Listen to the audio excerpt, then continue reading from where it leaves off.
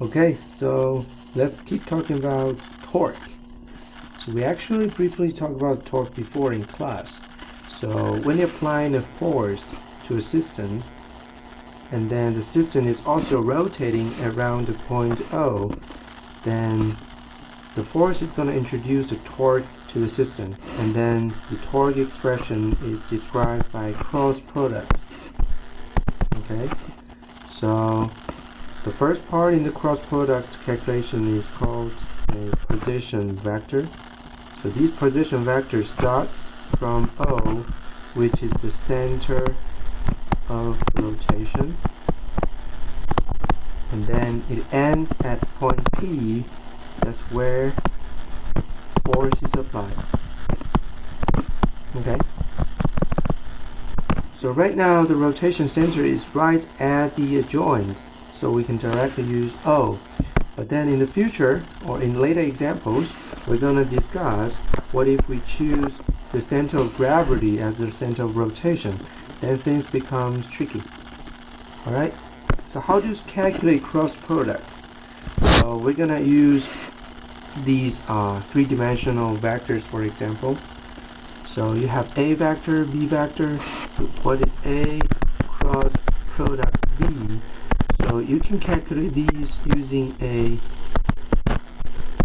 determinant expression. You just lay out your A in the first row and your B in the second row, and then in the third row you need to identify I, J, K. So these I, J, K, they're unit vectors. I, J, K are unit vectors along X, Y, and Z axis. So basically they're the basis of a 3D dimensional coordinate system. And then there's a determinant. So how do you calculate these determinants? What you can do is, if you use MATLAB, you can use DET and then put this matrix in to calculate the determinant. Or you can just follow the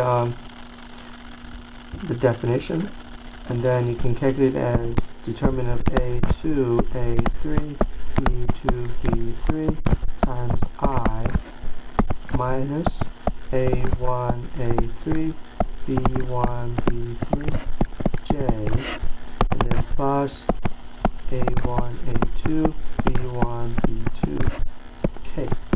So the cross product of two vectors should also be a vector, and then these is X, Y, Z coordinates for each for this final product. All right, so we can actually use these 2D example for to practice this cross product. So what is our ROP vector? So we first need to find the X component is cosine theta times R, right? And then the Y component is sine theta R. There is no Z component, so it's 0. So your FP force is FPX. You have the X component, you have the Y component, your FPX, you have your FPY. Then there is no out of plane force, so it's all 0. So then you have your A1, A2, A3, B1, B2, B3, and then you just go back to the definition. You can see that because your A3 and B3 are 0, so that means if you plug these back into the expression, so your A3, B3, A3, B3, they're all 0. So that's why your X component and Y component are all 0. So you only have your Z component left. So that means your ROP vector cross product FP cross product equals to A1 B2 minus A2 B1 times K vector. Alright? So what is A1? A1 is cosine theta R. So that equals to cosine theta R FPY minus sine theta r f p x that times your k vector. So that means your torque has a direction. It's actually along the z direction.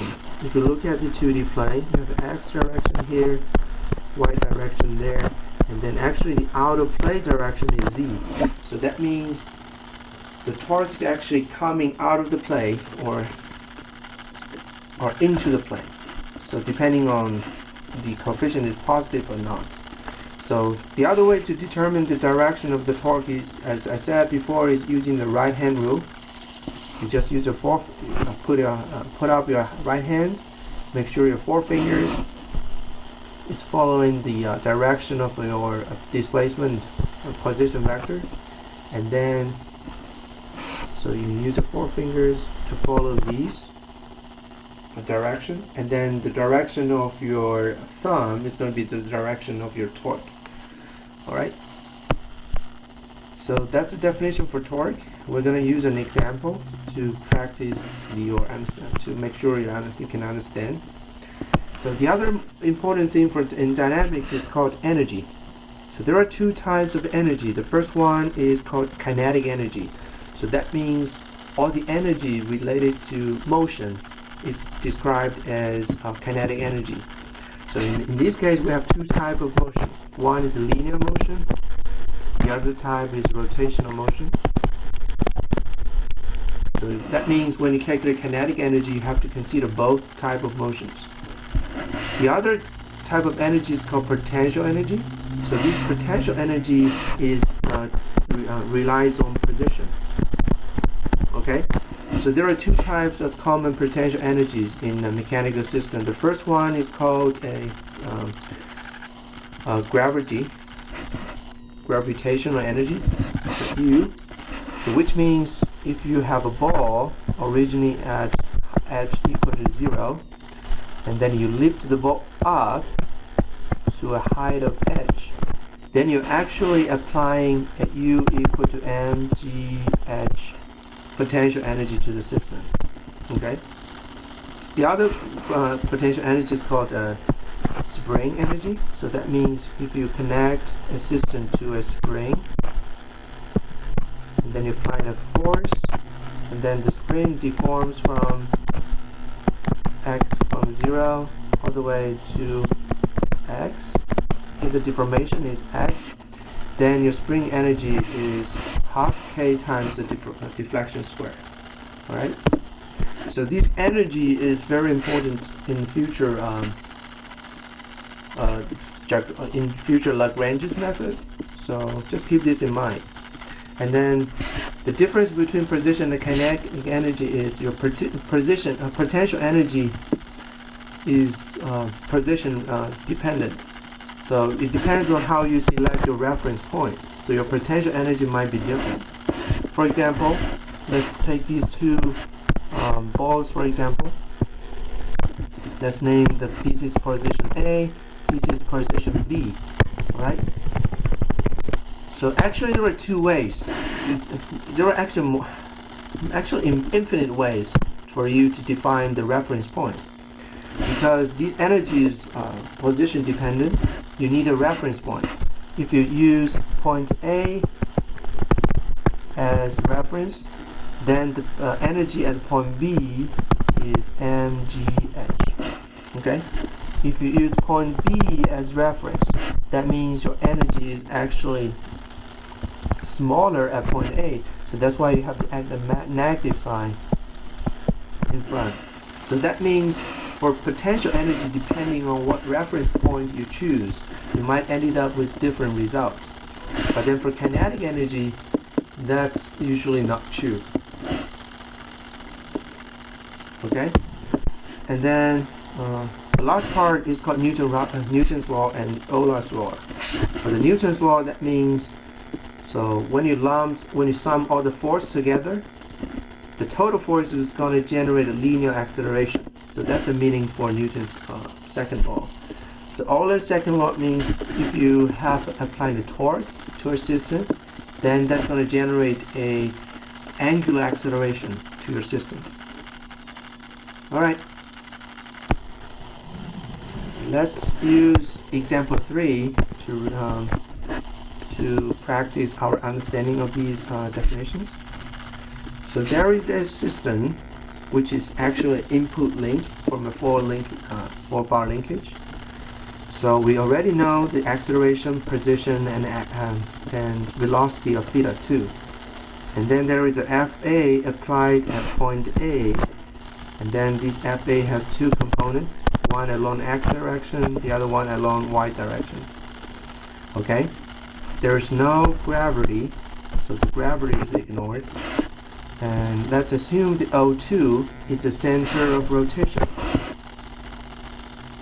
Okay?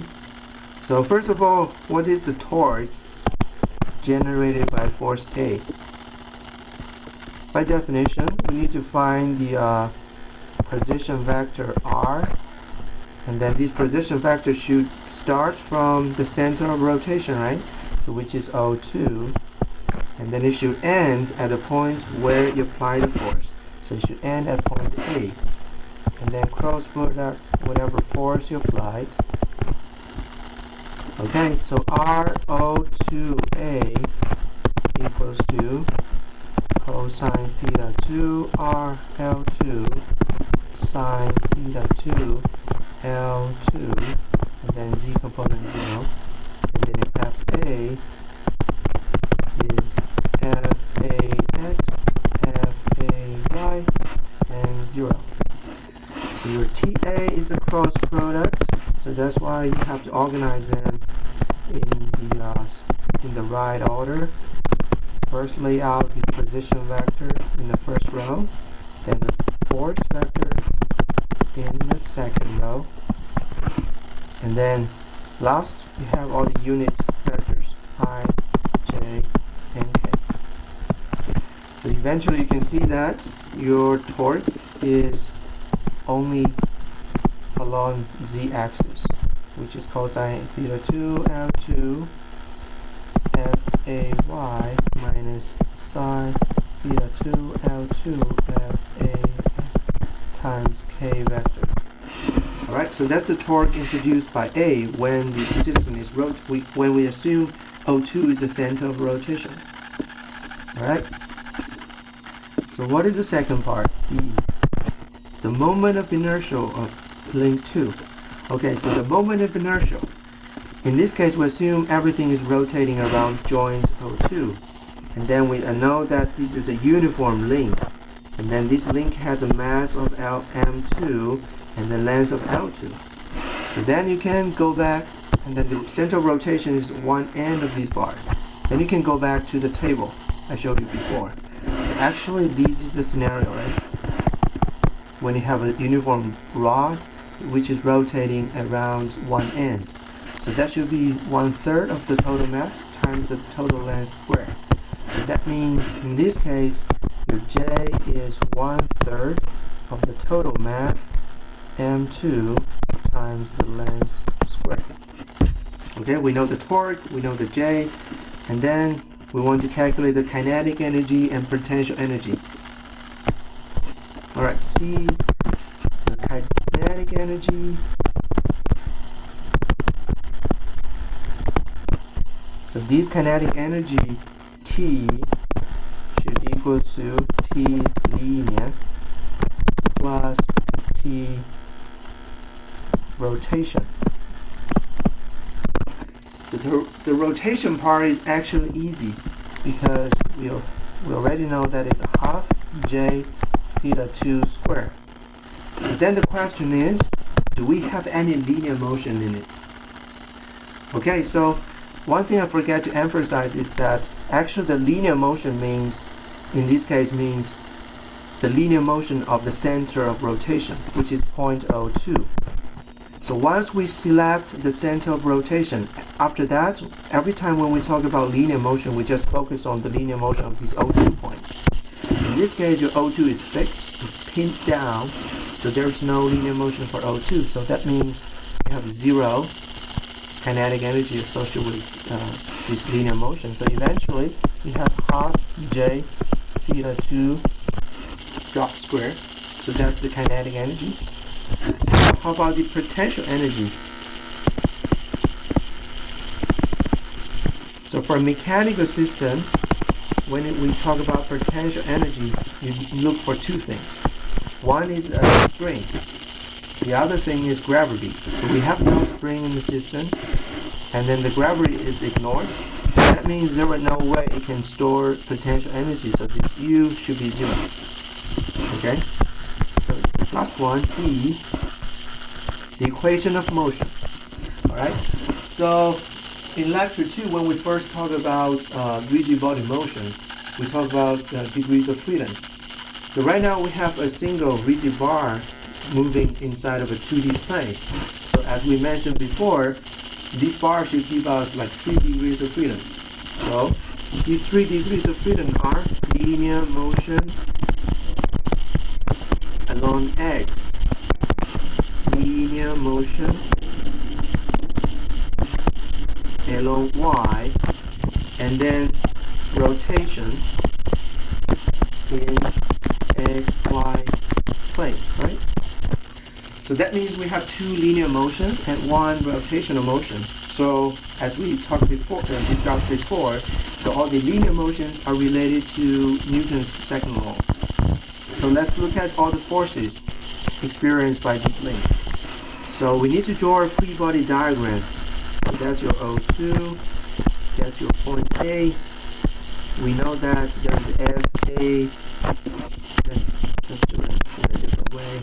So we know that the FA has 2 components. One is FAX, the other one is FAY, and then there is a joint. So the joint is actually giving us some reaction force. So the reaction force is Fx and Fy, and we already know that there is a torque generated by this joint, and then this torque is called T12. Alright, so that's all the force and torque.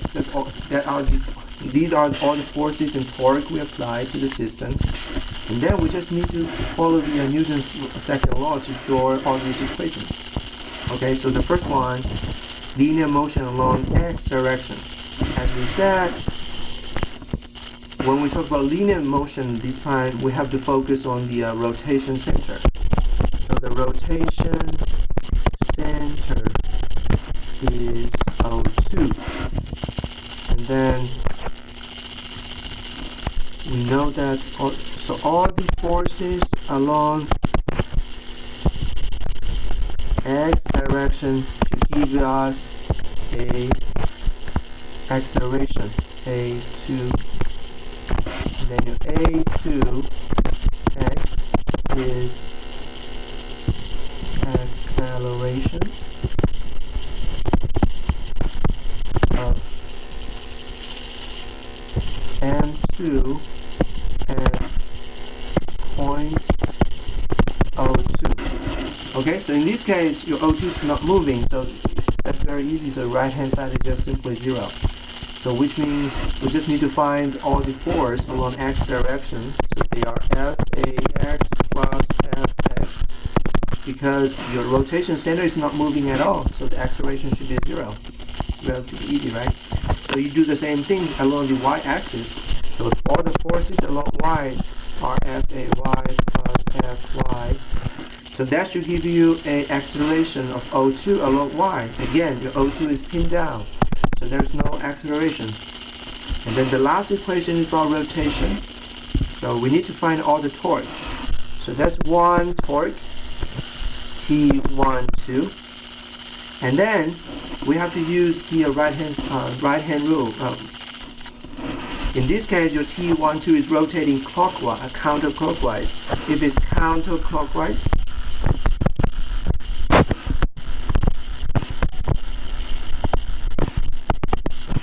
that means you should be positive. So you don't put an active sign in front. You just directly use T12 positive, and then plus whatever TA we got.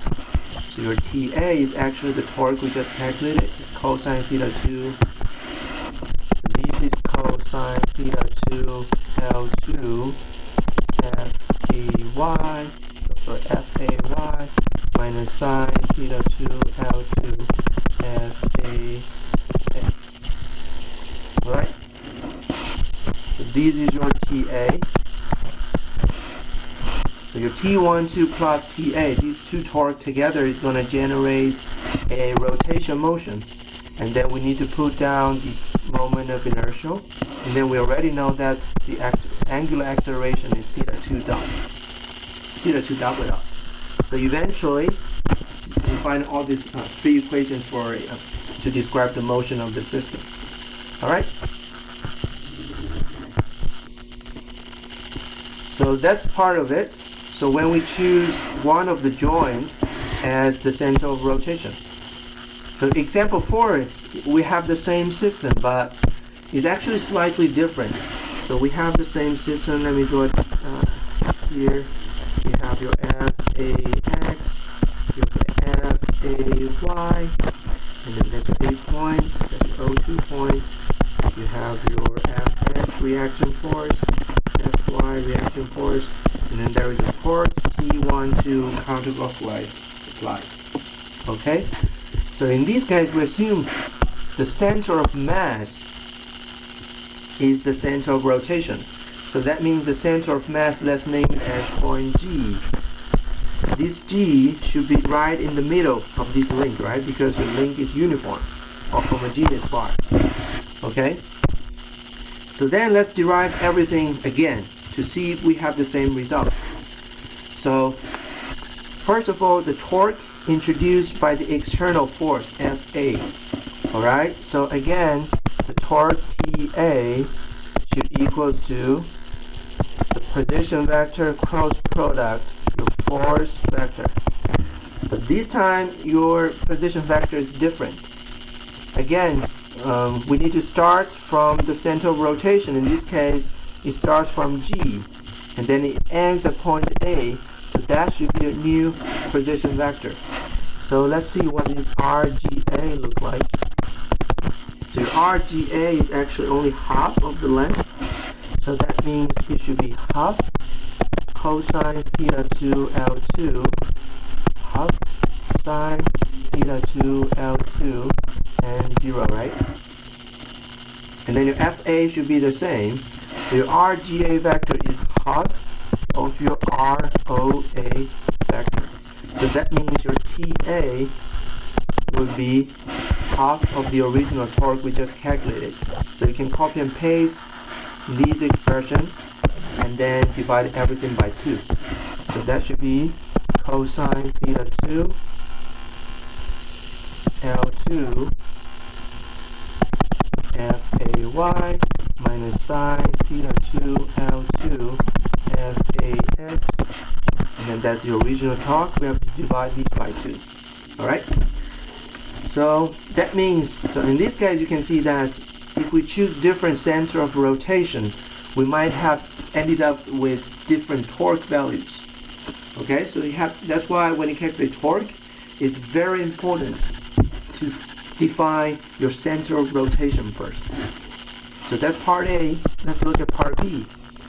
What is the moment of inertia of link 2? In this case, your moment of inertia is around G. So your J is no longer at 1/3, it's 1/12 of M2 L2 squared, right? Because if you look at the, go back to the table on slide 6, so that should be our scenario right now. So it should be 1/12 mL squared, alright? So that's our new J. And then how about the kinetic energy? Kinetic energy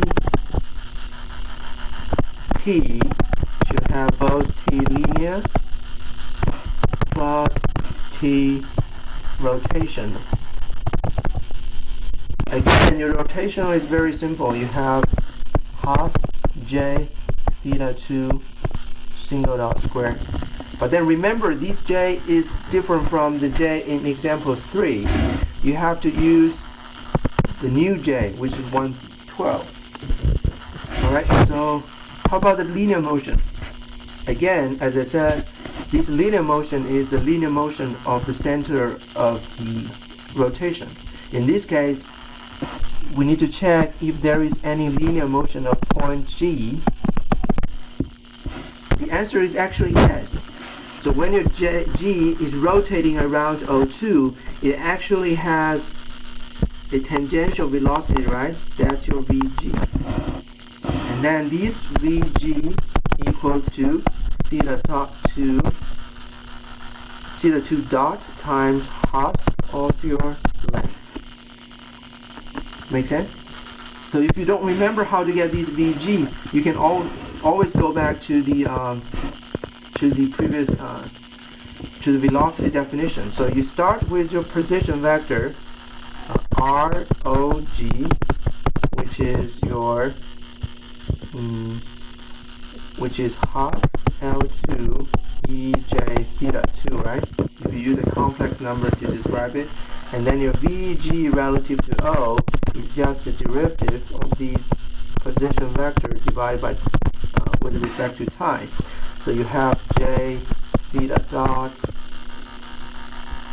EJ theta 2 times 2 half L2. All right. So the magnitude of this velocity is here, which is the underlying part. So that means by definition, the linear motion should be half of the total mass times the Vg amplitude squared. And then actually we have two parts. One is half m2 times 4 L2 theta 2 squared and L2 squared plus a half. Let's plug these 12 m2 L2 squared theta 2 dot squared back in. So if you merge these two together, you have your T equals to 1/8 plus 1/24, all right, times m2 L2 squared theta 2 dot squared. And then if you sum these two together, then you have 1/6 m2 L2 squared theta dot 2 squared. If you compare this kinetic energy with the kinetic energy we got in the example 3, and then here you can plug this J back in, it's actually 1/6 m2 theta 2 dot L2 squared, right? So you can see that kinetic energy from example 3 is exactly the same as this kinetic energy. So that means no matter how you choose your center of rotation, the kinetic energy should always be the same. Okay? So that's something you need to keep in mind. So later you're going to see why the energy method is beneficial, because the energy method doesn't relies on how you choose the center of rotation. That's going to save you tons of time. About the potential energy U is still 0 because there is no springs or gravity in the system. All right. The last part, we need to find the rotation, the equation of motion. We have O2 on A. That's a free body diagram. We have FAX. You have the FAY. You have your Fx. You have your Fy. Okay. So then again, we have 3 dimensions, 3 degrees of freedom. So first of all, along X, linear motion, we just lump all the forces together. And then in this case, M2, A2, this is the acceleration along X direction. But then when we talk about linear motion, we're talking about the motion of center of, we're talking about the center of rotation, right? So in this case, your G, your A2X is no longer 0 because your G is actually moving left and right. How can we find that find the acceleration of G? So we have to go back to the definition. Your AG vector is one more derivative of your G velocity with respect to time, right? Then you have J theta 2 double dot a half L2 EJ theta 2 plus, actually minus minus theta 2 dot square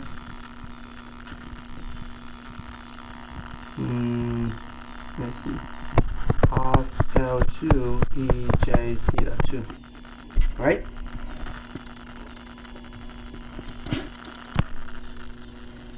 Okay, so if that's the case, your AGX, or acceleration, in this case, this is your AGX. Let me fix this. Your AGX, it should be the real part of this complex number.